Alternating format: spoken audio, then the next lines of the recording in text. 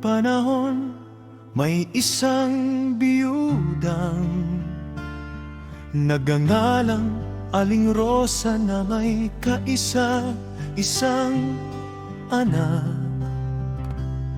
Si Pinang dahil mahal na mahal ni Aling Rosa ang kanyang anak. Pinalaki niya itong laging nasa layaw, tuwing pinuturuan ni Aling Rosa si Pinang mga gawaing bahay. Laging sinasabi ng bata na alam na niya ito, kaya hindi na niya kailangang mag-aral. Isang araw nagkasakit si Aling Rosa at hindi makabangon. Inutusan niya si Pinang na magluto ng lugaw,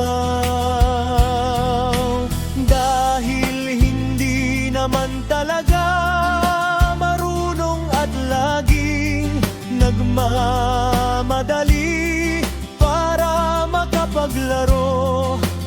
Napaabayaan ni Pinang ang niluluto, kaya ito ay nasunog. Dahil matagal na may sakit ang ina, napilitan si Pinang na gumawa sa bahay. Ngunit laging puro reklamo ang naririnig sa kanya sa tuwing may hinahanap siyang gamit tulad ng sandok o posporo. Imbis na maghanap ng mabuti, ay laging nagtatanong sa kanyang ina.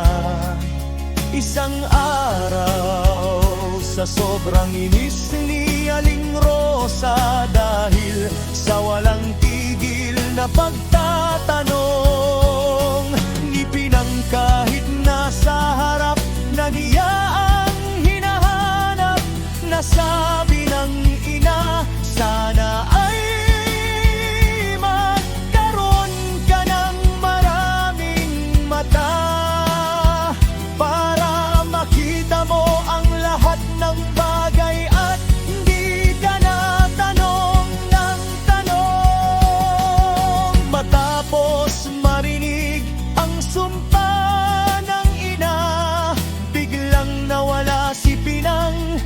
Hinanap siya ni Aling Rosa nang siya ay gumaling, ngunit hindi na niya ito nakita.